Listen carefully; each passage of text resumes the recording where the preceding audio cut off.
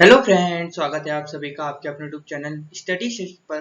तो फ्रेंड्स, आज अपन कक्षा 11 रसायन विज्ञान के अध्याय नंबर 1 रसायन विज्ञान की कुछ मूलभूत अवधारणाएं, some basic concept of chemistry के भाग नंबर 12 को शुरू करेंगे।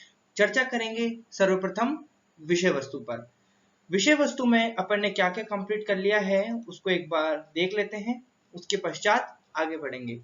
रसायन विज्ञान का महत्व कंप्लीट, द्रव्य की प्रकृति कंप्लीट, द्रव्य के गुणधर्म और उनका मापन कंप्लीट हो गया है, मापन में अनिश्चितता कंप्लीट हो चुका है, रासायनिक संयोजन के नियम अपने चल रहे हैं। ठीक है, रसायन के 5 नियम हैं। कितने नियम है भैया? 5 नियम है। द्रव्यमान संरक्षण का नियम, स्थिर अनुपात का नियम, गुणित अनुपात का नियम, गैलोसेक का गैसीय आयतनों का नियम, और लास्ट नियम है आवोगाद्रो का नियम, जिसको आज अपन इस वीडियो के माध्यम से समझने जाएंगे। ठीक है, पिछले वाले वीडियोस में हमने द्रव्यमान संरक्षण का नियम देखा, स्थिर अनुपात का नियम देखा, गुणित अनुपात का नियम देखा, गैलोसेक के गैसीय आयतनों का नियम देखा। सभी नियमों में अनुपात की बहुत चर्चा हो रही थी। शुरू के जो 3 नियम थे, द्रव्यमान संरक्षण, गुणित अनुपात और स्थिर अनुपात, इन तीनों में द्रव्यमान की बात हुई। इसके बाद गैसीय आयतनों का नियम आया, जिसमें गैसों के आयतन के विषय में चर्चा हुई। गैलोसेक ने जो नियम दिया था, गैलोसेक का जो नियम था गैसीय आयतनों का, उसी का ही थोड़ा सा एक्सटेंड वर्जन, यानी थोड़ा अपडेटेड वर्जन किसका है भैया? अपना आवोगाद्रो का है ना। आवोगाद्रो एक वैज्ञानिक थे, उन्होंने एक नियम दिया। ये नियम भी गैसों पर ही आधारित था, यानी इसमें भी जो अभिकारक, रासायनिक अभिक्रिया में जो अभिकारक मिलेंगे वो भी गैसीय होंगे, और जो उत्पाद मिलेगा वो भी गैसीय होगा। लेकिन बात करेंगे इसमें आयतनों के साथ साथ संख्या, किसकी? अणुओं की संख्या के विषय में बात करेंगे।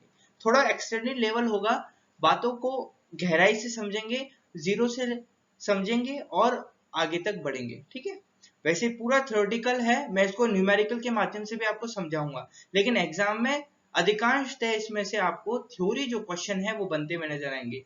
मतलब इसमें आपको परिभाषाएं ज्यादा पूछेंगे इस नियम के आधार पर। ठीक है, फिर भी मैं आपको न्यूमेरिकल करवाऊंगा, न्यूमेरिकल बेस अपना कॉन्सेप्ट रहेगा। तो अगर वीडियो अच्छी लगे तो वीडियो को लाइक करना है और चैनल को सब्सक्राइब करना है। ठीक है, चलिए अब आगे बढ़ते हैं। नियम क्या है? आवोगाद्रो का नियम। आवोगाद्रो का नियम किसने दिया? खोजकर्ता कौन थे? आवोगाद्रो। ठीक है, इनका जन्म हुआ 1776 में और मृत्यु हुई 1856 में। आवोगाद्रो ने क्या कहा, इसकी परिभाषा क्या है नियम की, पहले उसको समझते हैं, उसके पश्चात इसके अभिन्न जो जुड़े हुए इससे अंग हैं, बिंदु हैं, उन पर चर्चा करेंगे।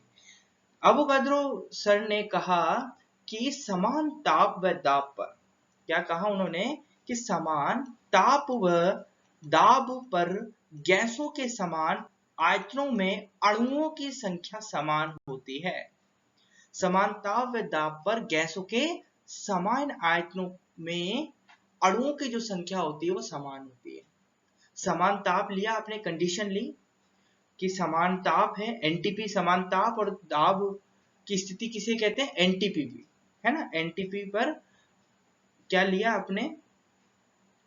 दो गैसें ली, है ना। दोनों गैसों का जो आयतन था वो समान लिया आपने।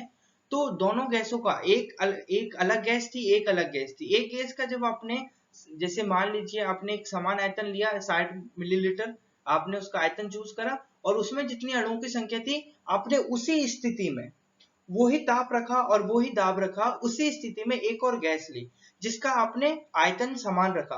तो आपने देखा कि उसी टेम्परेचर और उसी प्रेशर पर एक अन्य गैस जिसका आयतन यानी वॉल्यूम वही रखा, मैंने वही वॉल्यूम रखा, तो उसमें भी, उस गैस में भी जो अणुओं की संख्या थी, उस गैस में भी जो अणुओं की संख्या थी वो भी समान निकली। जिसकी पहले गैस थी वो गैस अलग थी, दूसरी गैस अलग थी। तो इस प्रकार का ये थोड़ा नियम रहेगा। थोड़ा सा ब्रीफ इंट्रोडक्शन आपको मैंने स्टार्टिंग में दे दिया। अच्छा, आवोगाद्रो जो थे, आवोगाद्रो से पहले एक नियम आया था जिस नियम का क्या नाम था? बर्जीलियस का नियम था। बर्जीलियस वैज्ञानिक थे, उन्होंने एक नियम दिया जिसका नाम था बर्जीलियस नियम। ये नियम सबसे पहले आया था गैसों के अणुओं के संदर्भ में। गैस के आयतन के अणुओं के संदर्भ में सबसे पहला जो नियम आया था वो आया था बर्जीलियस का नियम। अब जो बर्जीलियस का नियम था इसी को ही संशोधित करके, यानी बर्जीलियस का जो नियम था इसमें कुछ गलतियां थी, इस नियम को सुधार कर आवोगाद्रो ने नया नियम प्रस्तुत किया, है ना। अच्छा, पहले अपन को ये समझना पड़ेगा कि बर्जीलियस का नियम क्या था। पहले ये समझते हैं बर्जीलियस का नियम क्या था, फिर समझेंगे आवोगाद्रो का नियम क्या था। तो दोनों की तरफ आप अंतर कर पाएंगे, ठीक है। और ये भी समझेंगे कि आवोगाद्रो के नियम से हमें उसके अनुप्रयोग क्या है, उससे हमारे को क्या सीखने को मिलता है, ठीक है। बात करेंगे बर्जीलियस के नियम का। बिल्कुल यही परिभाषा थी, बस आपको एक शब्द का अंतर आपको नजर आएगा। बर्जीलियस ने कहा कि समान ताप, क्या कहा कि समान ताप व दाब पर गैसों के समान आयतनों में परमाणुओं की संख्या समान होती है। किसकी संख्या समान होती है? परमाणु की संख्या समान होती है। अवोगाद्रो ने इस नियम को संशोधित कर अपने नियम में क्या लिखा कि समान ताप व दाब पर सभी गैसों के समान आयतनों में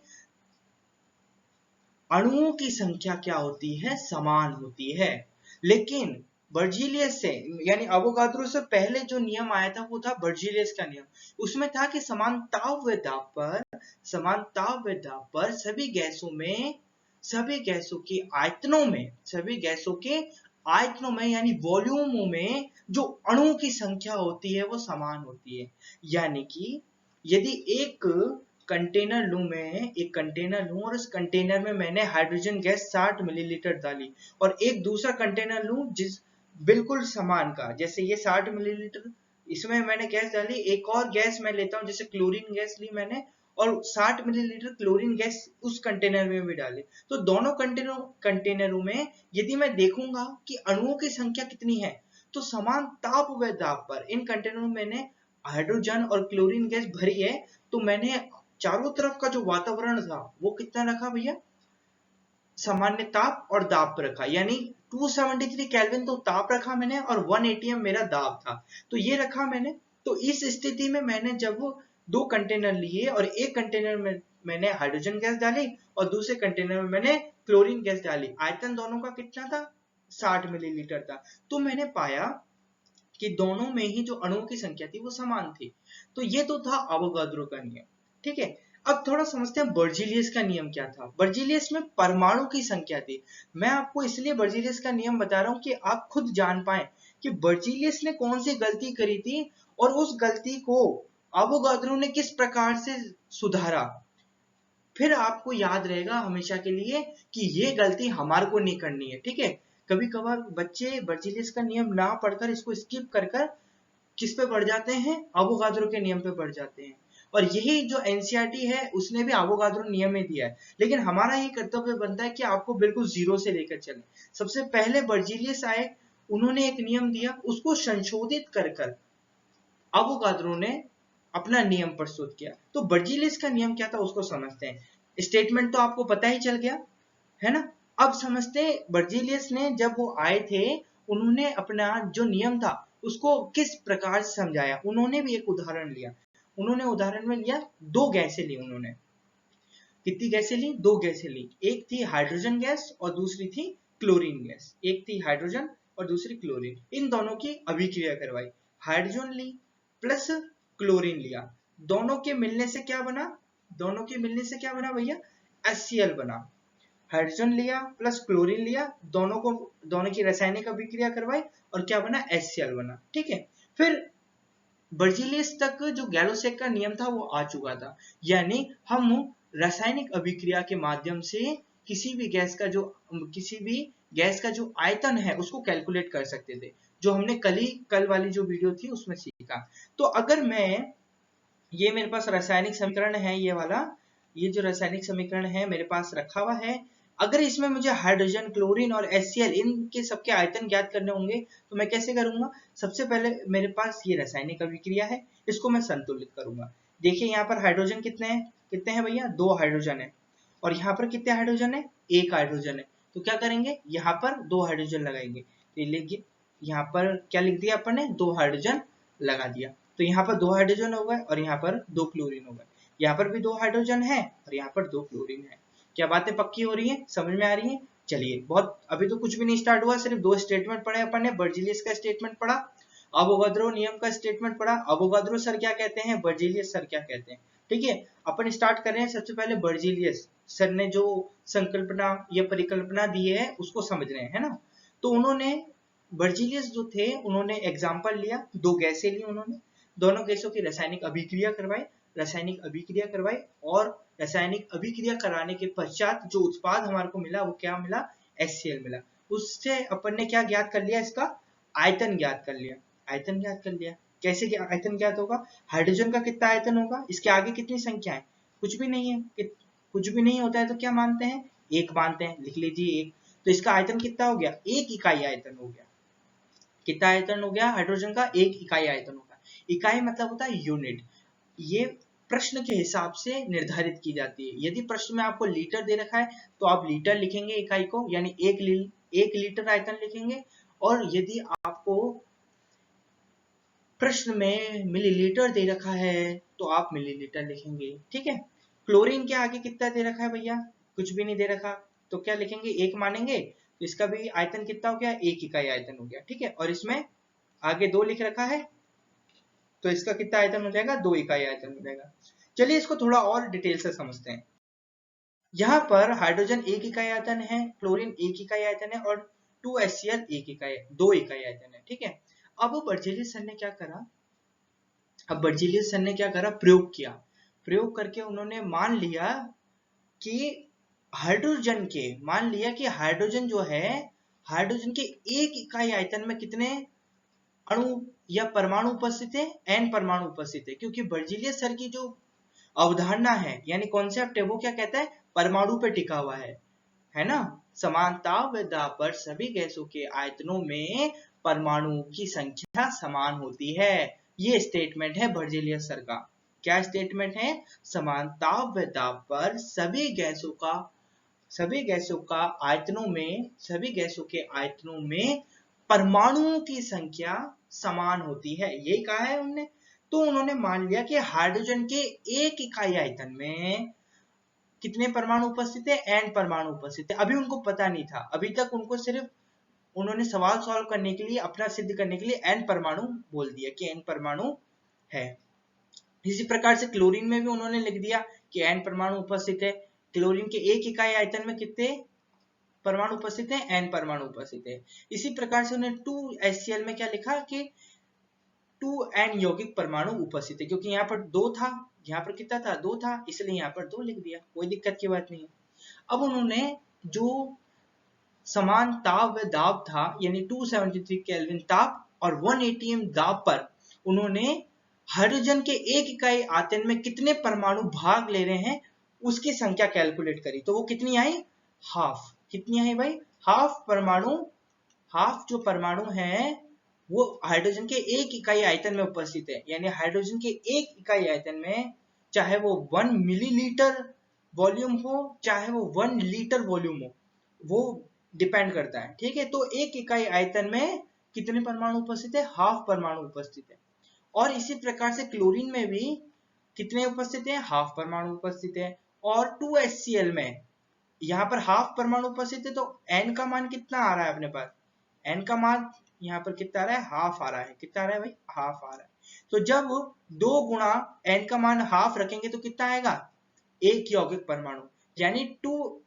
अपन कह सकते हैं हाइड्रोजन के 1 इकाई आयतन में हाफ परमाणु हाइड्रोजन का और क्लोरीन का हाफ परमाणु मिलकर 2HCl के 1 यौगिक परमाणु का निर्माण करते हैं। ठीक है, लेकिन बर्जेलियस सर की ये बहुत बड़ी गलती थी, जो उनका नियम आज पढ़ा नहीं जाता है। उनमें एक गलती थी इसकी, हाफ परमाणु की। इन्होंने क्या करा, इन्होंने आंकड़े सारे सही लगाए, सब कुछ सही करा, इन्होंने प्रयोग भी सही करा, बिल्कुल सही जा रहे थे, लेकिन एक गलती इन्होंने कर दी यहाँ पर, हाफ परमाणु। यहाँ पर जो परमाणु लिख दिया तो यहाँ पर डाल्टन सर का जो था नियम क्या था, डाल्टन सर का नियम याद करिए। डाल्टन सर ने क्या कहा था, डाल्टन सर ने कहा था कि किसी भी तत्व या पदार्थ का सबसे छोटा जो कण होता है वो कौन होता है? परमाणु होता है, जिसे और अधिक विभाजित नहीं किया जा सकता। यही महर्षि कणाद ने कहा था, यही अरस्तु ने कहा था, यही बहुत सारे वैज्ञानिकों ने, भारत के वैज्ञानिकों ने भी कहा था, और डाल्टन साहब ने भी कहा था कि परमाणु को और अधिक विभाजित नहीं कर सकते। ठीक है, परमाणु यदि एक परमाणु है तो वो एक ही परमाणु रहेगा। ठीक है, उसको हाफ परमाणु करके नहीं लिख सकते, उसका आधा नहीं हो सकता, क्योंकि परमाणु वैसे ही पहले से ही अविभाज्य कण है, जिसे और अधिक विभाजित नहीं किया जा सकता। तो यहाँ पर बर्जीलियस जो साहब थे, उन्होंने क्या करा? परमाणु को हाफ कर दिया। तो यहाँ पर डाल्टन सर का जो सिद्धांत था वो थोड़ा यहाँ पर फिट नहीं बैठा। तो यहाँ पर एक स्टेटमेंट लिखा जा सकता है, परंतु डाल्टन के परमाणु सिद्धांत के अनुसार आधा परमाणु संभव ही नहीं है। आधा परमाणु संभव कैसे हो जाएगा? आप मुझे बताइए, एक परमाणु प्लस एक परमाणु मिलकर एक अणु बनता है, ये हमने पहले पढ़ रखा है। लेकिन आधा परमाणु प्लस आधा परमाणु बनकर एक अणु थोड़ी ना बनता है, नहीं बनेगा ऐसा तो कुछ भी। या फिर हमने कभी ऐसा पढ़ा कि आधा परमाणु प्लस आधा परमाणु मिलकर एक परमाणु बन रहा हो, ऐसा भी नहीं हो सकता, क्योंकि परमाणु खुद एक अविभाज्य इकाई है, एक अविभाज्य कण है, जिसे और अधिक विभाजित नहीं किया जा सकता। तो बर्जीलियस का जो नियम था यहाँ जाके गलत सिद्ध हो जाता है। यहाँ जाके क्या हो जाता है? बिल्कुल गलत सिद्ध हो जाता है। क्यों? क्योंकि परमाणु कभी भी आधा नहीं हो सकता। इन्होंने आंकड़े से निकाले, एक इकाई आयतन में क्या जो हाफ परमाणु उपस्थित नहीं होते, अणु उपस्थित होते हैं। अब यहाँ पर बर्जीलियस सर को अणु और परमाणु इन दोनों में फर्क नहीं पता था, इसलिए उन्होंने क्या करा? परमाणु को ही सही मानकर उन्होंने काम स्टार्ट कर दिया। लेकिन इस गलती को अवोगाद्रो जो सर थे उन्होंने पहचान लिया। उन्होंने पहचान लिया ये तो बहुत बड़ी गलती है, और दुनिया के सभी लोग परमाणु और अणु दोनों को एक ही समझते हैं। तो उन्होंने क्या करा? सब कुछ छोड़ा। सबसे पहले क्या करा? बर्जीलियस सर की जो गलती थी, बर्जीलियस सर की क्या गलती थी कि उनको यही नहीं पता था कि परमाणु और अणु में क्या अंतर है। तो सबसे पहले दुनिया को किन्होंने हमारे अवोगाद्रो जो सर थे, उन्होंने क्या करा? परमाणु और अणु में अंतर बताया कि परमाणु और अणु में अंतर होता क्या है, बेसिकली अंतर क्या है। तो उन्होंने किस किस के मध्य अंतर बताया? परमाणु और अणु, इन दोनों के मध्य क्या बताया? अंतर बताया, इन दोनों की परिभाषा दी। तो आपसे पूछा जा सकता है कि सर्वप्रथम परमाणु और अणु, इन दोनों की परिभाषाएं किसने दी थी? मतलब इनकी संकल्पना को स्पष्ट किसने करा था? तो किसने करा था भैया? अवोगाद्रो ने करा था। अवोगाद्रो ने परमाणु की क्या परिभाषा दी, उसको समझिए। उन्होंने कहा परमाणु के विषय में कि परमाणु तत्व का सबसे छोटा कण होता है, जो कि स्वतंत्र अवस्था में रह भी सकता है और नहीं भी। उन्होंने कहा परमाणु तत्व का सबसे छोटा कण होता है, जो कि स्वतंत्र अवस्था में रह भी सकता है और नहीं भी। अब यहाँ पर एक बात खटक रही होगी, स्वतंत्र अवस्था कि स्वतंत्र अवस्था किसे कहते हैं? स्वतंत्र अवस्था वह अवस्था है जिसमें कोई परमाणु खुलकर क्या कर सके? दूसरे किसी परमाणु से जुड़ सके, अभिक्रिया कर सके, उसे कहते हैं स्वतंत्र अवस्था। तो यहाँ पर बोल रहा है स्वतंत्र अवस्था में रह भी सकता है और नहीं भी रह सकता, यानी यहाँ पर कभी कभी परमाणु क्रिया कर भी सकता है और नहीं भी कर सकता, लेकिन अनिश्चित बात है ये एक प्रकार की। ठीक है, यहाँ पर थोड़ी गड़बड़ी है परमाणु के विषय में। लेकिन अणु के विषय में जो अवोगाद्रो थे, उन्होंने बहुत स्पष्ट बोल दिया, जबकि अणु पदार्थ यानी तत्व या यौगिक, पदार्थ कोई सा भी हो सकता है, तत्व भी हो सकता है और यौगिक भी हो सकता है। तत्व बोले तो कौन कौन से? हाइड्रोजन है ना, लिथियम, बेरिलियम, बोरोन, ये सारे तत्व होते हैं। ठीक है, यानी पेरियोडिक टेबल में जितने भी एलिमेंट्स हैं, जितने भी आपको दिखता है सब कुछ चिन्ह भिन्न, वो क्या है? तत्व है। यौगिक किन्हें कहते हैं? जैसे CO2 हो गया, CO हो गया, NO3 हो गया, NH4 हो गया, NH3 हो गया, ये सभी के सभी क्या होते हैं? यौगिक होते हैं, कंपाउंड जो होते हैं। ठीक है, तो वो उन्होंने कहा, अवोगाद्रो ने कहा अणु जो होता है पदार्थ का सबसे छोटा कण होता है, जो कि स्वतंत्र रूप में ही रहता है। ही रहता है का मतलब है मतलब स्वतंत्र अवस्था में ही रहता है वो, मतलब वो अणु जो होता है वो स्वतंत्र अवस्था में रहकर अन्य जो अणु होते हैं उनसे अभिक्रिया भी कर सकता है, अभिक्रिया कर सकता है। ठीक है, ये था अवोगाद्रो का नियम। तो सबसे पहले उन्होंने परमाणु और अणु में अंतर स्पष्ट करा। परमाणु जो है वो सबसे छोटी इकाई है और अणु जो है उससे थोड़ी बड़ी इकाई है। फिर अणु के बाद आता है तत्व, तत्व के बाद आते हैं यौगिक, यौगिक के बाद आते हैं पदार्थ। ठीक है, तो अणु जो है, अणु जो है वो विभाजित हो सकता है, ध्यान देना, अणु जो है वो विभाजित हो सकता है, लेकिन जो परमाणु है वो अधिक विभाजित नहीं हो सकता। देखिए, दो परमाणु से मिलकर अणु बनता है। मान लीजिए ये मेरे पास एक परमाणु है, ये मेरे पास एक परमाणु है, ये दोनों मिलकर क्या बनाते हैं, ये दोनों मिलकर क्या बनाते हैं, एक अणु बनाते हैं। तो मैं इन्हें, ये जो अणु है मेरे पास, ये अणु जो प्राप्त हुआ, इसको मैं विभाजित करूं, यदि मैं इसको काटूं तो ये दो परमाणु में विभक्त हो सकता है, ये दो परमाणु में विभक्त हो सकता है। लेकिन जब मैं ये जो एक परमाणु था मेरे पास, इसको विभक्त करूं तो मेरे पास कुछ प्राप्त नहीं होगा, मेरे पास कोई डेटा ही नहीं है, मेरे पास डेटा ही नहीं है, इनफिनिट डेटा, मुझे पता ही नहीं है कि परमाणु को विभक्त करने के बाद क्या होता है। तो वो विभक्त भी नहीं हो सकता, परमाणु विभक्त भी नहीं हो सकता, क्योंकि परमाणु एक अविभाज्य कण होता है। ठीक है, तो पहले परमाणु और अणुओं में आपने अंतर अवोगाद्रो सर ने परमाणु और अणुओं में पहले आपको अंतर समझा दिया कि क्या होता है। अणु जो होते हैं वो स्वतंत्र रूप से अभिक्रिया कर सकते हैं, स्वतंत्र अवस्था में रहते हैं, किसी से भी अभिक्रिया कर सकते हैं, है ना। और जो परमाणु होते हैं वो किसी से भी अभिक्रिया नहीं करते हैं, स्वतंत्र अवस्था में हो भी सकते हैं, नहीं भी हो सकते हैं, वो उनके मन पर डिपेंड करता है। ठीक है, चलिए, तो अभी आपने अवोगाद्रो के नियम में सबसे पहली बात समझी, अणु और परमाणु का मतलब समझा। ठीक है, अब समझते हैं कि इस डेटा का प्रयोग, इस डेटा का प्रयोग अवोगाद्रो सर ने अपने नियम में किस प्रकार किया, है ना, अपने नियम में किस प्रकार किया। ठीक है, तो यहाँ देखिए, एक बार परिभाषा वापस से पढ़ लेते हैं, उसके बाद आगे बढ़ेंगे। समान ताप व दाब पर गैसों के समान आयतनों में अणुओं की संख्या। इसलिए जो अवोगाद्रो सर थे उन्होंने परमाणु को नहीं चुना, परमाणु नहीं लिखा, क्या लिखा उन्होंने अपने स्टेटमेंट में, अणु लिखा। क्यों लिखा, क्योंकि अणु जो होते हैं वो विभाजित भी हो सकते हैं, अणु जो है वो विभाजित यानी डिवाइड भी हो सकते हैं, और अणु जो है वो हर किसी से अभिक्रिया भी कर सकते हैं। मतलब बेनिफिट कहाँ मिल रहा है, 2 पॉइंट का यहाँ बेनिफिट मिल रहा है मुझे, और यहाँ तो बेनिफिट ही नहीं है कुछ भी। तो जिस चीज में बेनिफिट नहीं है उस चीज को मैं लूंगा नहीं। ठीक है, तो उन्होंने क्या कहा, मैं तो किसको लूंगा, अणु को लूंगा। तो अणुओं को लेकर उन्होंने कैसे काम करा वो समझे। उन्होंने वो ही एग्जाम्पल लिया, ध्यान से समझना, बर्जीलियस ने जो एग्जाम्पल लिया था दो गैसों का, वही एग्जाम्पल से दुनिया को समझाया कि मेरा जो नियम है उसी उसी जो उदाहरण बर्जीलियस ने दिया था वही उदाहरण मैं लेता हूं, और मेरा जो कंसेप्ट है वो कंसेप्ट इस उदाहरण में बहुत अच्छी तरीके से लग रहा है। तो क्या उदाहरण था देखें, दो गैसें ली उन्होंने, पहली हाइड्रोजन और दूसरी क्लोरीन, दोनों की अभिक्रिया करवाई, हाइड्रोजन ली प्लस क्लोरीन लिया, क्या बना, HCl बना। संतुलित करा तो दो यहाँ लगा दीजिए आप। ठीक है, ये संतुलित कर लिया। इसके बाद हाइड्रोजन का कितना आयतन कैलकुलेट करा था, 1 इकाई आयतन, क्लोरीन का 1 इकाई आयतन, 2HCl में 2 इकाई आयतन।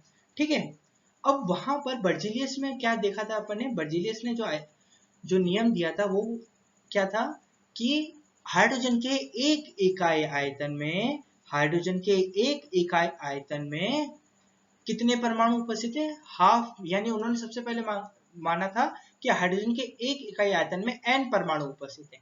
तो बर्जीलियस ने, जो अवोगाद्रो थे, उन्होंने क्या करा, परमाणु की जगह अणुओं को रिप्लेस करा, यानी परमाणु जो शब्द था उसकी जगह क्या इस्तेमाल करा, अणु शब्द इस्तेमाल करा। तो क्या करा उन्होंने, देखिए, उन्होंने लिखा कि हाइड्रोजन की 1 इकाई आयतन में कितने अणु उपस्थित है, n अणु उपस्थित है, उन्होंने भी ये सबसे पहले लिखा। फिर क्लोरीन में भी उन्होंने n अणु उपस्थित है ये लिखा, और 2HCl में भी उन्होंने 2n अणु उपस्थित है ये प्रदर्शित कर दिया।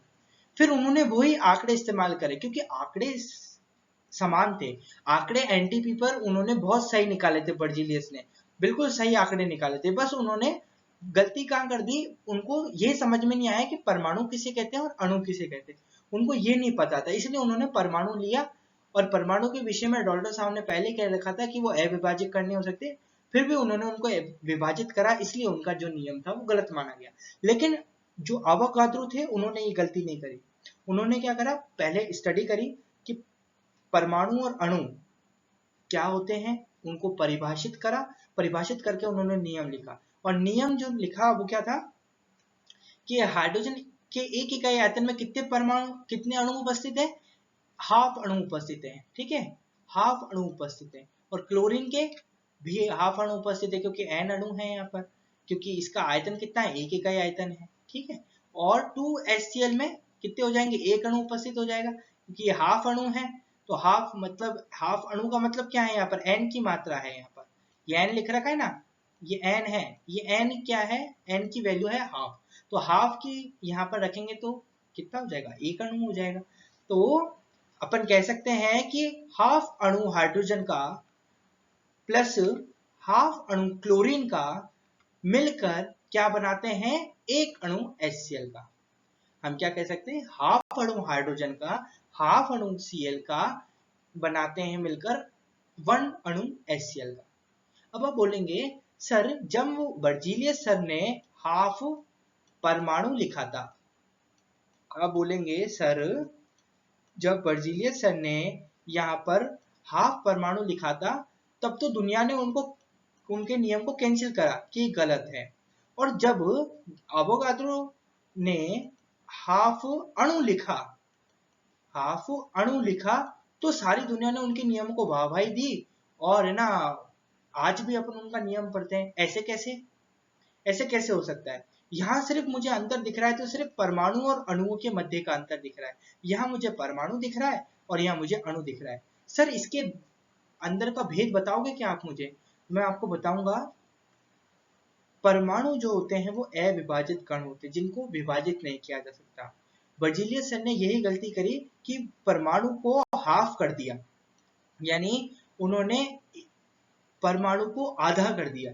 लेकिन अणु जो होते हैं, परमाणु क्योंकि किसी से बनते नहीं है, परमाणु खुद ही एक मूल कण होता है, किसी भी पदार्थ का जो मूल कण होता है वो परमाणु ही होता है, जिससे जिससे मिल मिलकर क्या होता है, आगे बढ़ा जाता है। जैसे कि आपने 9th कक्षा में पढ़ा होगा, एक उदाहरण था परमाणु को समझने के लिए कि एक बहुत बड़ी इमारत है, क्या है भैया, एक बहुत बड़ी इमारत है, वो बहुत बड़ी इमारत रेत से बनी होगी, और रेत किससे बनती है, छोटे छोटे कणों से। तो वो बहुत बड़ी इमारत का, वो बहुत बड़ी इमारत का वो जो छोटा सा कण है वो क्या कहलाता है, परमाणु कहलाता है। जैसे आप बुर्ज खलीफा है, वो विश्व का सबसे ऊंचा कहलाने वाला इमारत है, तो वो जो बुर्ज खलीफा जो इमारत है वो किसी एक ना एक मिट्टी से बनी होगी, और वो मिट्टी एक ना एक कण से मिलकर बनी होगी, तो वो जो छोटा सा कण है वो परमाणु कहलाता है। तो आप समझ सकते हो कितना छोटा सा कण है। तो उस छोटे से कण को और ज्यादा विभाजित नहीं किया जा सकता, लेकिन बर्जीलियस ने उसको विभाजित कर दिया, क्योंकि उनको ये नहीं पता था कि उससे बड़ा भी एक कण है जिसका नाम है अणु। इसका नाम क्या है, अणु है। अणु जो होते हैं वो परमाणु से मिलकर बनते हैं, तो अणुओं को विभाजित किया जा सकता है, अणु को क्या विभाजित किया जा सकता है। जैसे इसको एग्जांपल से समझेंगे तो ये मोटे मोटे तौर पर ये अंतर था, ठीक है। अब यहाँ पर जो हाफ अणु हाइड्रोजन का है, हाफ अणु क्लोरीन का है, ये क्या है, ये सही है, क्या है, ये सही है, इसका विभाजन हो सकता है, हाफ अणु का एग्जिस्टेंस है, हाफ अणु हो सकता है। अब आप पूछेंगे कैसे सर, इसको समझाइए। यदि मुझसे किसी ने पूछ लिया कि मुझे बताओ, यहाँ पर आपने हाइड्रोजन और क्लोरीन का रिएक्शन करवाया, हाइड्रोजन और क्लोरीन गैस का रिएक्शन कराया और 2HCl बना, बहुत बढ़िया, तो आप यहाँ पर जो अवोगाद्रो का नियम है वो किस प्रकार से सिद्ध करोगे, तो आपने ये पूरा बता दिया, तो आपने पूरा सही बताया, आपको सही पता था। लेकिन जब उसने आपसे पूछा कि हाफ अणु क्यों लिखा है, बर्जीलियस सर ने भी तो यहाँ पर हाफ ही लिखा था, बर्जीलियस सर ने भी तो यहाँ पर हाफ ही लिखा था, तो आपने बर्जीलियस सर को तो गलत बताया, लेकिन अवोगाद्रो ने जब हाफ लिखा तो आप उनको सही बता रहे हैं, ऐसा क्यों। तो आप बोलेंगे सर यहाँ पर जो हाइड्रोजन है, यहाँ पर जो हाइड्रोजन का एक अणु होता है, हाइड्रोजन का जो एक अणु होता है वो हाइड्रोजन के 2 परमाणु से मिलकर बनता है। आप क्या बोलेंगे, सर हाइड्रोजन हो या फिर क्लोरीन हो, है ना, जस्ट अ सेकेंड, हाइड्रोजन हो या फिर क्लोरीन हो, दोनों के दोनों जो हैं वो उनके अणु हैं। ये कितने अणु हैं इसके? एक अणु है। मतलब मान लीजिए ये हाइड्रोजन का एक अणु है, ये हाइड्रोजन के दो परमाणुओं से मिलकर बनता है। कितने? एक हाइड्रोजन का परमाणु प्लस एक हाइड्रोजन का परमाणु, ये दोनों मिलकर क्या बनाते हैं? हाइड्रोजन का एक अणु बनाते हैं, है ना। तो अवोगाद्रो का जो नियम था, अवोगाद्रो ने हमारे को ये भी बताया, उन्होंने ये तो बताया ही कि किस प्रकार से हम अणुओं की संख्या कैलकुलेट कर सकते हैं, है ना, अणुओं की संख्या किस प्रकार से होती है। और उन्होंने ये भी बताया कि किसी अणु में परमाणु की संख्या को कैसे लिखा जाता है, वो भी उन्होंने बताया, है ना। क्या बताया, देखें इसको। परमाणु परमाणु की संख्या का जो कंसेप्ट है, इसे अपन क्या कहते हैं? अवोगाद्रो की परिकल्पना की सहायता से हमने क्या सीखा? परमाणुकता को समझा। इसकी परिभाषा इंपॉर्टेंट है, परमाणुकता आपसे पूछ लिया जाता है, ठीक है।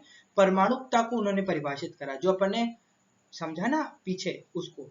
तो परमाणुता को इंग्लिश में कहते हैं अपन एटोमिसिटी। क्या कहते हैं? एटोमिसिटी। एटोमिसिटी क्या होती है वो मैं आपको बताता हूँ। जैसे कि अपने पास, इसको पहले अपन परिभाषित करते हैं, जो परमाणुता है उसको परिभाषित करते हैं, परिभाषा से समझते हैं, उसके बाद एग्जाम्पल करेंगे। देखिए, आपसे परिभाषा पूछी जाएगी कि परमाणुता किसे कहते हैं, तो आप क्या बोलेंगे? एक अणु में उपस्थित परमाणु की संख्या उस अणु की परमाणुता कहलाती है। एक अणु में उपस्थित परमाणु की जितनी भी संख्या होती है, यानी पीछे हमने देखा हाइड्रोजन क्या था, एक अणु था, वो कितने परमाणु से मिलकर बना था? दो परमाणु से मिलकर बन रहा था। तो उसकी जो परमाणुता हो जाएगी वो कितनी हो जाएगी? द्वि परमाणुता हो जाएगी। मतलब वो किस प्रकार का हो जाएगा? द्वि परमाणु हो जाएगा, ठीक है। एक अणु में उपस्थित परमाणु की संख्या, मान लेते हैं एक अणु है अपने पास हाइड्रोजन, ठीक है, ये अपन ने हाइड्रोजन लिया। अब इसमें परमाणु की संख्या, यानी ये जो दो है, यानी ये जो आपको दो दिख रहा है, ये जो दो दिख रहा है आपको, ध्यान से देखिए, ये जो दो है, ये इस पूरे H2 अणु की, ये जो ये पूरा H2 अणु है, ये जो पूरा H2 अणु है, इसकी परमाणुकता को दर्शा रहा है। ये किसको दर्शा रहा है? ये जो दो है, ये इसकी परमाणुकता को दर्शा रहा है कि इस H2 अणु में, ये H2 अणु में कितने परमाणु उपस्थित है, ये बता रहा है। तो कितने परमाणु उपस्थित है? दो परमाणु उपस्थित है, ठीक है। इसी प्रकार से बहुत सारी गैसें अपन ने आवर्त सारणी में देखी हैं। जैसे बात करें अपन आवर्त सारणी में कुल गैसों की, कि आवर्त सारणी में जो अपना पेरियोडिक टेबल है, उसमें यदि बात करें कि कितनी गैसें हैं, तो कितनी होती हैं टोटल, कितनी गैसें होती हैं पेरियोडिक टेबल में? 11 गैसें होती हैं। कितनी गैसें होती हैं? 11 गैसें होती हैं, जिन्हें दो भागों में बांटा जाता है, जिन्हें दो भागों में बांटा जाता है। पहला जो भाग होता है वो होता है तात्विक गैस, जिसे अपन तात्विक गैसें कहते हैं, और दूसरा होता है उत्कृष्ट गैसें। दूसरा होता है उत्कृष्ट गैसें। तात्विक गैसें का उदाहरण यदि मैं लूं, ये पहले मैं आपको बताऊं तात्विक गैसें किसे कहते हैं। वह गैसें जो तत्वों के रूप में भी पाई जाती हैं और गैस के रूप में भी पाई जाती हैं, वो क्या कहलाती है? तात्विक गैसें कहलाती हैं। जैसे कि एग्जाम्पल है हाइड्रोजन, नाइट्रोजन, ऑक्सीजन, फ्लोरीन और क्लोरीन, ये तात्विक गैसें हैं। तो आप अगर मैंने आपको सिर्फ अभी हाइड्रोजन की परमाणुकता बताई है, इसकी परमाणुकता कितनी है? H2, यानी इसमें हाइड्रोजन अणु, हाइड्रोजन का एक अणु कितने परमाणु से मिलकर बनता है? दो परमाणु से मिलकर बनता है। इसी प्रकार नाइट्रोजन की भी जो परमाणुकता होती है वो भी द्विपरमाणुक होता है, यानी ये भी दो नाइट्रोजन के परमाणु से मिलकर बनता है। ध्यान से समझना बातों को। और ऑक्सीजन जो है उसकी भी O2, आपने देखा होगा O2 हमेशा O2 आपने समझा होगा। तो O2 भी जो है वो भी दो परमाणु से मिलकर बनता है, ऑक्सीजन के दो परमाणु से मिलकर ऑक्सीजन का एक अणु बनता है, ठीक है।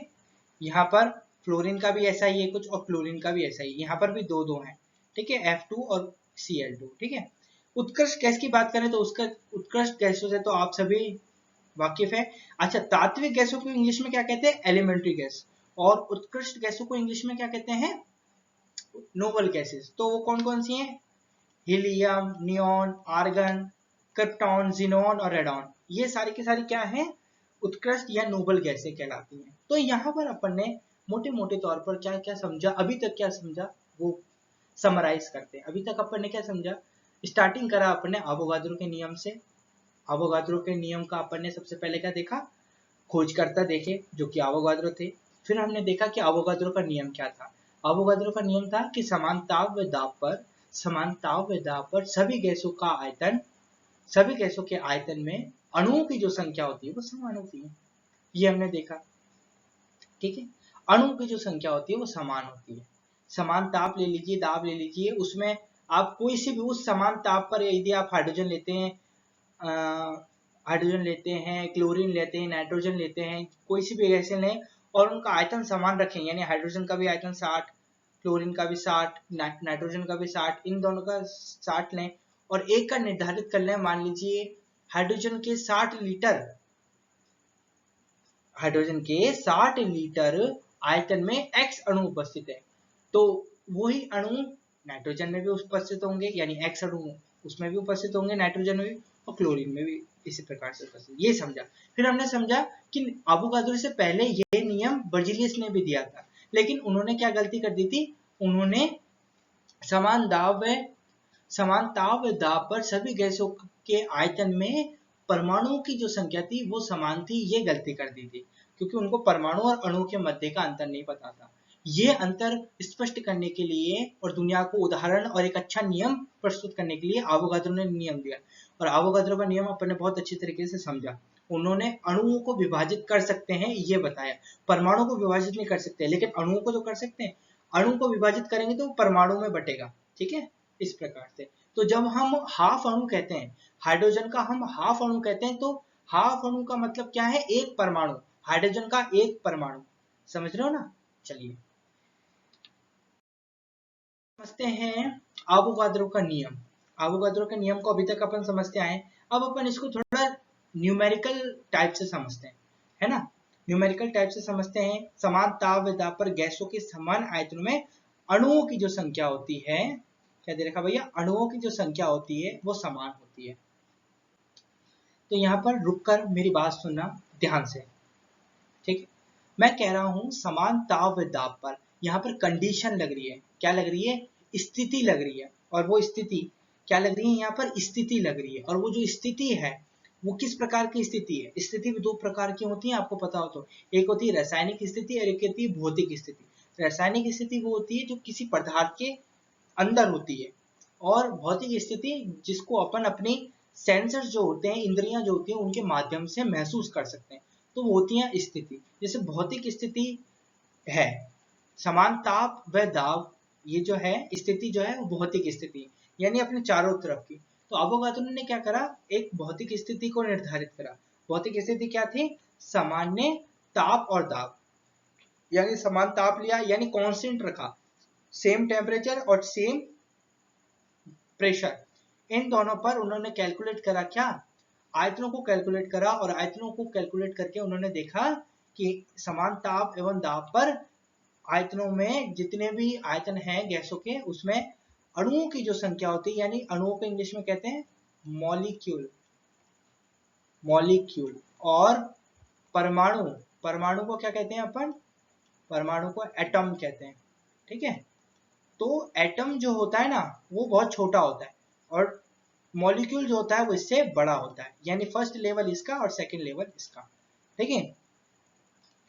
तो यहाँ पर हर एक जो स्थिति होगी वो कैसी होगी, समान ताप एवं दाब पर। जब अपन अवोगाद्रो के नियम को देखेंगे तो वहां पर अपन जब भी गैसों के आयतनों को समान रखें या बढ़ाएं या घटाएं, तो वो एक ही गैस मतलब एक ही सामान्य ताप पर रखेंगे, ठीक है। अब इसको एक एग्जांपल समझ लेते हैं, देखिए एग्जाम्पल लेते हैं अपन, उदाहरण के माध्यम से समझते हैं।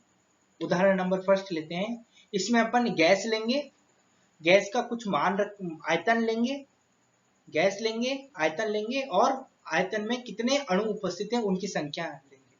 तो क्या क्या बोला मैंने, सबसे पहले अपन आयतन लेंगे, फिर सबसे पहले क्या लेंगे, गैस लेंगे, फिर गैस का क्या लेंगे, आयतन लेंगे, और यहाँ पर मैंने स्पेसिफिकेशन कर दिया है कि मिलीलीटर में अपन आयतन कैलकुलेट करेंगे, ठीक है।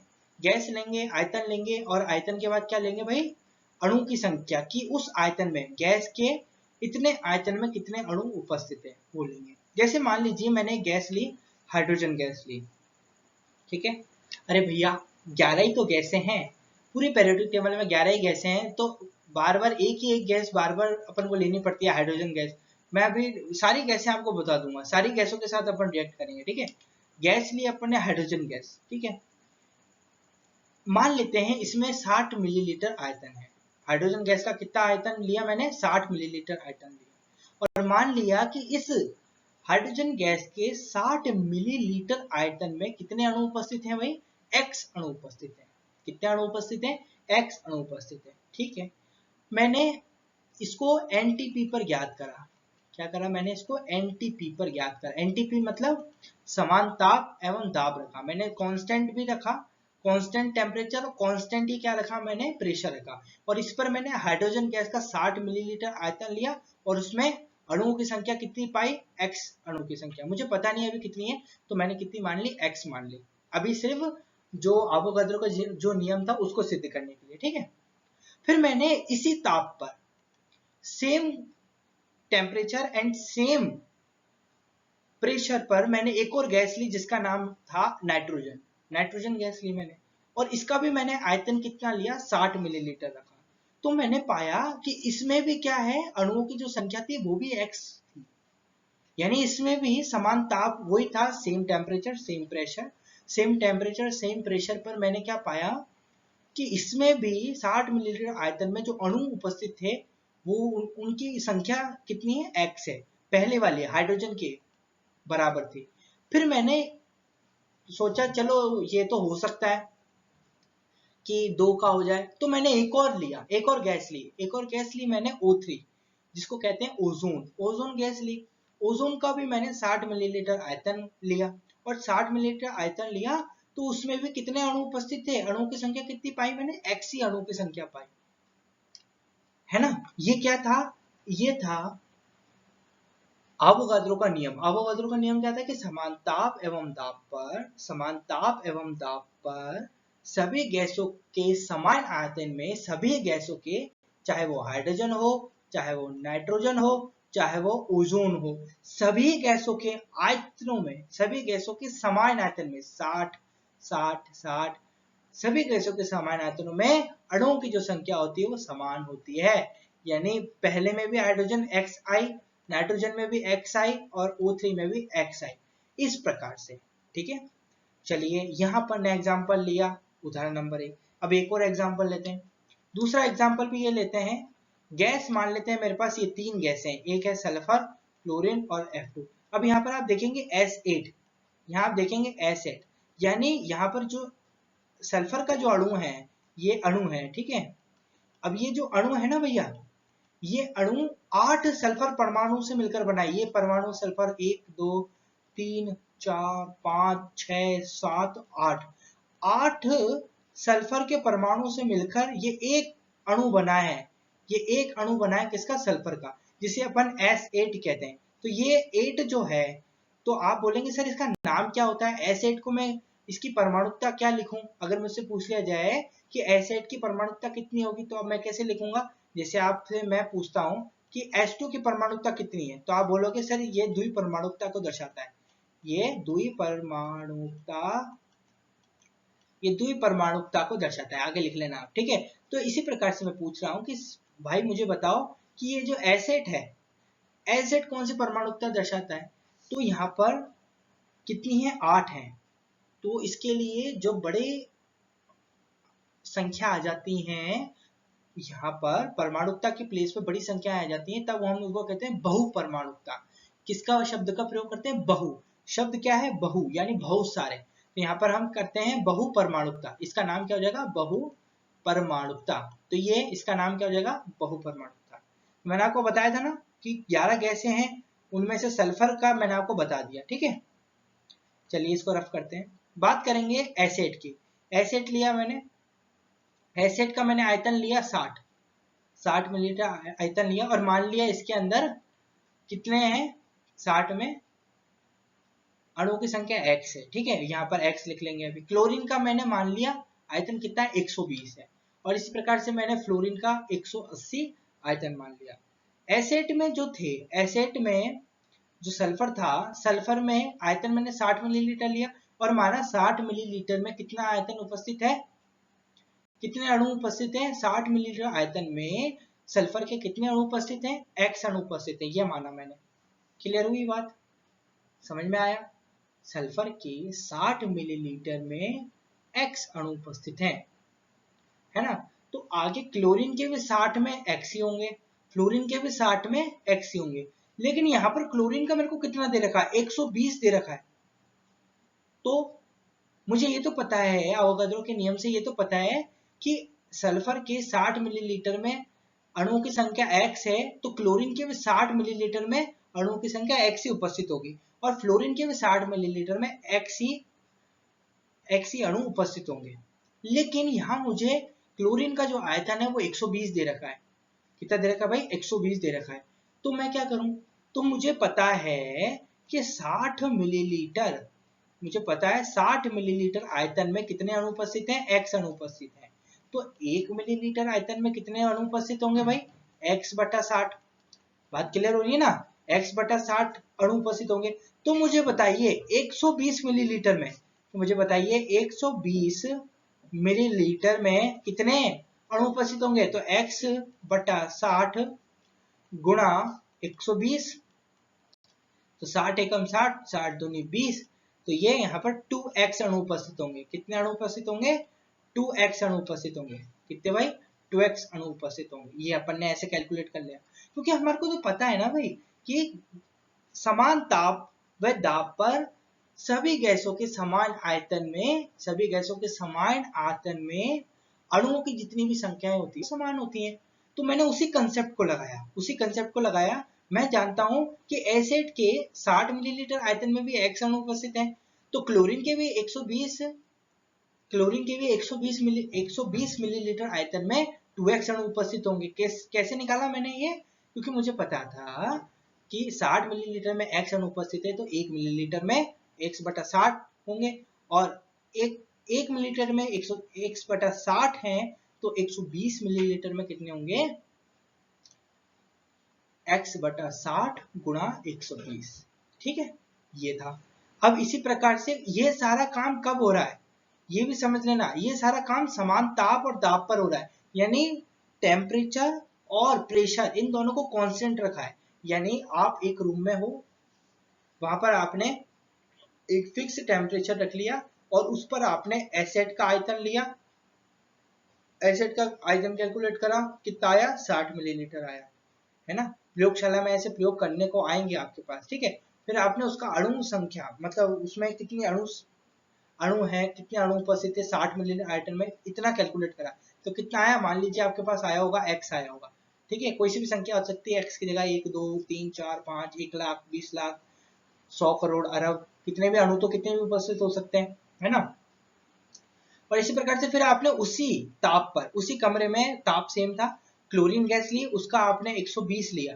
तो आपको जानना है कि इसमें कितने अणु उपस्थित होंगे, इसमें कितने अणु उपस्थित होंगे। तो इसके लिए आपने कौन सा नियम उपयोग में लिया, इसमें आपने कौन सा नियम उपयोग में लिया, अवोगाद्रो का नियम उपयोग में लिया, कि समान ताप एवं दाब पर जब जो भौतिक स्थिति है, यानी आसपास का जो वातावरण है वो सेम रखा जाए, और उस पर विभिन्न प्रकार की गैसों का आयतन आप लें, तो आप अवोगाद्रो के नियम से ये जान सकते हैं कि उन समान गैसों के आयतन में अणु कितने उपस्थित है। ठीक है, तो इसी प्रकार से अपन F2 यानी फ्लोरीन गैस का भी निकाल लेंगे। तो 180 में कितने होंगे, बस, तो मुझे पता है 60 में तो कितने हैं, x बटा x हैं, तो एक में कितने होंगे, x बटा 60, तो 180 में कितने होंगे, x बटा 60 गुणा 180, यानी 60 एकम 60, 60 दिया 180, तो यहाँ पर कितना हो जाएगा भाई, 3x, कितना हो जाएगा, 3x। ठीक है, तो मैं यहाँ क्या लिख सकता हूँ, 3x जो होंगे, यानी 3x परमाणु उपस्थित होंगे। मान लो मैं मान लेता हूँ x बराबर 1, x बराबर मान लेता हूँ 1, तो क्लोरीन में, मतलब सल्फर के 60 मिलीलीटर आयतन में कितने अणु उपस्थित है, 1 अणु उपस्थित है। तो क्लोरीन के 120 में कितने उपस्थित होंगे, x का मान 1 लिया ना, कितने होंगे, 2 होंगे, है ना। जैसे ही मैंने इसको डबल करा, तो ये अणुओं की संख्या भी डबल हो गई। फ्लोरीन को करेंगे तो इसको मैंने ट्रिपल कर लिया, तो यहाँ पर अणु की संख्या भी कितनी हो गई, 3 हो गई। ठीक है, आगे बढ़ेंगे, आगे एक और एग्जांपल लेते हैं, फिर अपन समराइज करेंगे इन तीनों एग्जांपलों को। फिर इन तीनों के माध्यम से मैं आपको एक चीज समझाऊंगा बहुत अच्छी, फिर वो समझना आप। उदाहरण नंबर 3 में अभी अपन ने यहाँ पर जो जितने भी लिए है, हाइड्रोजन ली, नाइट्रोजन ली, O3 ली, एसेट ली, क्लोरीन ली, F2 ली, जितनी भी ली कौन सी गैसें हैं? एलिमेंट्री गैसें हैं, सारी की सारी एलिमेंट्री गैसें हैं, Eg हैं। Eg मतलब एलिमेंट्री गैस, और एलिमेंट्री गैस मतलब तात्विक गैसें। ऐसी गैसें जो तत्व में भी पाई जाती हैं, जो तत्व भी होती है और गैसें भी होती हैं, ठीक है। तो अब अपन ने तात्विक गैसें बहुत सारी ले ली, मतलब 6 गैसें ले ली अपने तात्विक। अब अपन लेते हैं, अब हम लेंगे कंपाउंड, कंपाउंड वाली गैसें, जैसे मीथेन हो गए, कार्बन डाइऑक्साइड हो गए, कार्बन मोनोऑक्साइड हो गए। जैसे CH4 का आयतन मैंने लिया 500 मिलीलीटर, है ना। CH4 का आयतन मैंने कैलकुलेट करा समान ताप एवं दाब पर, कितना है? 500 लीटर। तो मैंने मान लिया इसमें अणुओं की संख्या कितनी है? x होगी। आगे मैंने CO2 लिया 250 और CO लिया मैंने 125। तो जब मैंने CH4 में तो मान लिया मेरे पास अणुओं की संख्या कितनी है? x आई। तो मुझे पता है कि CO2 के उसमें भी 500 मिलीलीटर में कितनी आएगी? x आएगी। और CO में भी, CO के यानी कार्बन मोनोऑक्साइड के 50 लीटर अणुओं में, 50 लीटर आयतन में कितने अणु उपस्थित होंगे? x अणु उपस्थित होंगे। लेकिन यहाँ मेरे साथ एक ट्रेजेडी हो गई। सवाल में मुझे क्या दे दिया? सवाल में मुझे 500 की जगह क्या दे दिया? 250 दे दिया। अरे भैया, एग्जामिनर इतना वो नहीं है भुलक्कड़ कि आपको सिंपल सिंपल सा दे दें, है ना। तो उसने थोड़ा घुमा दिया प्रश्न, घुमा के क्या कर दिया? 500 से कम दे दिया। तो यहाँ पर आपको कैलकुलेट करना आता है, क्योंकि आपने सीख रखा है, आपने क्या अवोगाद्रो का नियम पढ़ रखा है। और अवोगाद्रो का नियम क्या था कि समान ताप एवं दाब पर सभी गैसों के आयतन में, समान ताप एवं दाब पर सभी गैसों के आयतनों में अणुओं की संख्या जो होती है वो समान होती है। तो हमने यहाँ पर जो टेम्परेचर था और क्या था भैया? प्रेशर था, इन दोनों को क्या रखा? कांस्टेंट रखा, कांस्टेंट रखा, ठीक है, यानी नियत रखा, सेम रखा, कांस्टेंट रखा। और मैंने फिर CH4 का आयतन कैलकुलेट करा तो 500 मिलीलीटर आया, और उसमें अणु कैलकुलेट करे तो x आए, ठीक है। तो मुझे पता है इस ताप पर यदि मैं CO2 गैस कैलकुलेट करूं, या फिर CO या फिर कोई अन्य गैस कैलकुलेट करूं, तो उसके आयतन यानी 500 मिलीलीटर आयतन में x अणु उपस्थित होंगे।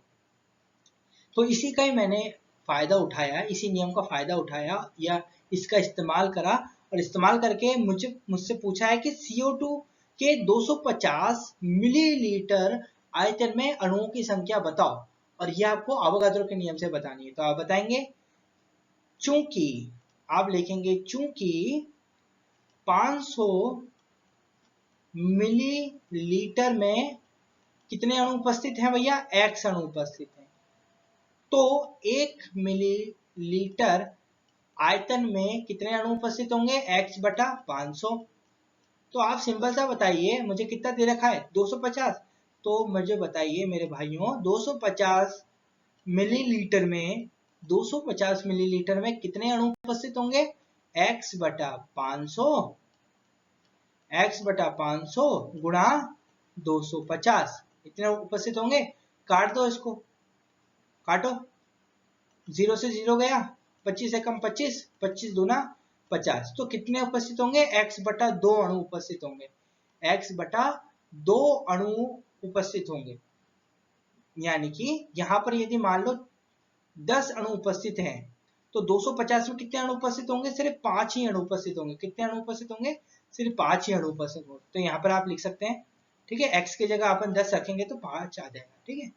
इसी प्रकार से इसने जो कार्बन मोनोऑक्साइड है वो भी, उसका आयतन दे रखा है 125 मिलीलीटर। इसमें भी आपसे पूछा है कि इसमें भी आप मुझे बताओ, कैलकुलेट करके बताओ कि आयतन कितना है, मतलब इस आयतन में कितने अणु उपस्थित होंगे। तो आप क्या बोलेंगे? सर मुझे पता है कि 500 में x उपस्थित है, तो 1 में x बटा 500 उपस्थित है, तो 125 में x बटा 500 गुणा 125 होगा। तो उसके लिए मेरे पास आंसर आएगा x बटा 4, जब अपन इसको सॉल्व करेंगे, ठीक है। मतलब 10 में से मेरे पास 10 रियल था, है ना, 10 का मान इधर रखा तो 5 आया, और 10 का मान इधर रखेंगे तो इसमें अणुओं की संख्या कितनी आएगी? 2 5 जा 10, 2 2 जा 4, यानी 5 बटा 2 अणु किसमें उपस्थित होंगे? कार्बन मोनोऑक्साइड के 125 मिलीलीटर में। यदि मैं मान के चल रहा हूं कि अणुओं की संख्या कितनी है, 10 है। ठीक है, अब मैं आपसे पूछता हूँ, इतनी सारी अपन ने पंचायती करी है, इतना सारा अपन ने समझा, तो इसका निष्कर्ष क्या निकलता है? इससे अपन ने क्या सीखा? इससे अपन ने क्या सीखा? हम देख रहे हैं जब आयतन जो था वो समान था, तब अणुओं की संख्या भी समान थी। लेकिन जब आयतन बढ़ा, यानी 60 से 120 हुआ, 120 से 180 हुआ, तो जो अणुओं की संख्या थी, वो भी बढ़ी। यानी एक, मान लो यहाँ एक था, तो एक की जगह यहाँ पर 1 से 2 हुआ, फिर 2 से 3 हुआ, है ना। इस प्रकार से x की जगह 1 माना, तो 1 हुआ, 2 हुआ, 3 हुआ। यानी जैसे जैसे मैंने आयतन बढ़ाया, वैसे वैसे क्या हो रहा है, अणुओं की संख्या भी बढ़ी। फिर मैंने यहाँ एक और प्रकार का एग्जाम्पल देखा। इसमें मैंने देखा कि जैसे जैसे मैंने आयतन जो था 500 था, इसको मैंने घटाया, 500 से 250 हुआ, फिर 250 से 125 हुआ। तो घटाया तो यहाँ पर जो अणुओं की संख्या थी वो भी घटी। पहले एक थी, यहाँ पर एक था, फिर 1/2 हुआ, फिर 1/4 हुआ, ये तो कम होता गया। तो मैंने क्या समझा? मैंने समझा कि जो आयतन था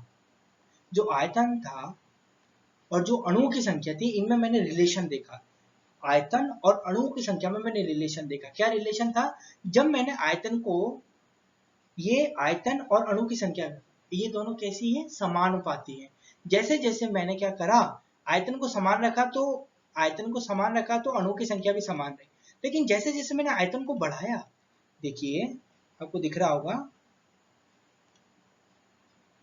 जस्ट अ सेकेंड, जैसे जैसे मैंने आयतन को बढ़ाया, जैसे 60 से 120, 180 करा, तो अणुओं की संख्या भी बढ़ी। x से 2x हो गई, 2x से 3x हो गई, तो ये बढ़ा। और जैसे जैसे मैंने आयतन को घटाया, तो वैसे वैसे अणुओं की संख्या भी घटी। तो मैंने रिलेशन पाया कि आयतन समानुपाती होता है किसके? अणुओं की संख्या के। यानी जैसे जैसे आप आयतन बढ़ाएंगे, वैसे वैसे अणुओं की संख्या भी बढ़ेगी। जैसे जैसे आप आयतन बढ़ाएंगे, वैसे वैसे अणुओं की संख्या बढ़ेगी। जैसे जैसे आप आयतन घटाएंगे, वैसे वैसे अणुओं की संख्या घटेगी। तो मैंने क्या देखा? फर्स्ट एग्जाम्पल में मैंने क्या देखा? फर्स्ट एग्जाम्पल में मैंने ऑब्जर्व किया कि जैसे आयतनों को मैंने समान रखा। मैंने ध्यान से देखिए, स्क्रीन पर बोर्ड पे देखिए क्या है, आयतनों को मैंने समान रखा, तो अणुओं की संख्या भी कैसी रही? समान रही। ठीक है, साफ दिख रहा है आपको? आयतन को जब मैंने समान रखा, तो अणुओं की संख्या भी समान रही। लेकिन दूसरे एग्जाम्पल में मैंने क्या करा? अणुओं की संख्या समान रही, ये अपन ने देख लिया। ठीक है, आयतन को जब मैंने बढ़ाया, तो अणुओं की संख्या भी क्या हुई? इंक्रीज हुई, बढ़ी। लेकिन दूसरे एग्जाम्पल में, ठीक है। अब बात करें तीसरे एग्जाम्पल की, तो तीसरे एग्जाम्पल में मैंने क्या करा? आयतन को घटाया, तो अणुओं की संख्या भी क्या हुई? घटी। अणुओं की संख्या भी घटी। तो यही नियम था अवोगाद्रो का नियम। तो अवोगाद्रो का नियम का यदि अपन निष्कर्ष निकालें न्यूमेरिकल के हिसाब से, तो न्यूमेरिकल के हिसाब से आप जब भी करेंगे प्रश्न को, तो आपको ये जो है स्टेटमेंट, ये वाला जो स्टेटमेंट है, ये आपको याद रखना है कि आयतन समानुपाती होता है अणुओं की संख्या के। ये चाहता मैं तो स्टार्टिंग में भी आपको बता सकता था, ये अगर मैं चाहता ना आपको, तो स्टार्टिंग में भी बता सकता था। लेकिन मुझे आपको पूरा कॉन्सेप्ट बताना था, है ना, पूरा कॉन्सेप्ट बताना था, ताकि आपके दिमाग में हर एक बात क्लियर हो जाए। अब मैंने आपको कितनी सारी बातें बता दी। परमाणुकता बता दी कि परमाणुकता किसे कहते हैं। किसी भी एक अणु में उपस्थित परमाणु की संख्या परमाणुकता कहलाती है, जिसे हम ऑटोमेसिटी कहते हैं, है ना, एटोमेसिटी कहते हैं। ठीक है, फिर हमने समझा, एटोमेसिटी पढ़ लिया। फिर उसके बाद अपन ने देखा कि जो परमाणु होता है उसको अधिक अपन विभाजित नहीं कर सकते। बर्जीलियस का जो नियम था उसको पढ़ा, वो गलत था, उसका संशोधन करके अपन ने अवोगाद्रो नियम दिया। अवोगाद्रो का नियम क्या था कि समान ताप व दाब पर सभी गैसों के आयतन में अणुओं की जितनी भी संख्या होती है वो समान होती है, ये अपन ने देख लिया। और समान ताप कंडीशन है कि आप कांस्टेंट रखेंगे, जब आप कोई सा भी कांस्टेंट ले लीजिए, कांस्टेंट ताप रख लीजिए, और उस ताप पर आप जितनी भी गैसों का आयतन कैलकुलेट करेंगे वो कितना होगा? समान ही होगा। चाहे फिर वो एक, या फिर आयतन आप समान लें, या फिर आप भिन्न भिन्न लें, आप बढ़ा के लें, या फिर आप कम कम लें, इससे कोई फर्क नहीं पड़ता। आपको क्या लेना है, यदि आपने ए कैलकुलेट करा है, एक गैस का आयतन आपने कैलकुलेट करा है, मान लीजिए 60 आया, तो अन्य उसी ताप पर और उसी दाब पर यदि आप अन्य गैसों का आयतन कैलकुलेट करेंगे और आपको जानना है कि उसमें अणुओं की संख्या कितनी है उस आयतन में, तो आप मानक किसको मानेंगे, जो स्टैंडर्ड वैल्यू होगी वो किसको मानेंगे, आप 60 को मानेंगे। क्या बातें क्लियर हो रही है? तो आज की वीडियो में अपन ने अणु से संबंधित जो अवोगाद्रो का नियम था उसको समझ लिया। ठीक है, तो आज की वीडियो में इतना ही। वीडियो अच्छा लगा तो वीडियो को लाइक करें, चैनल को सब्सक्राइब करें। धन्यवाद, गॉड ब्लेस यू।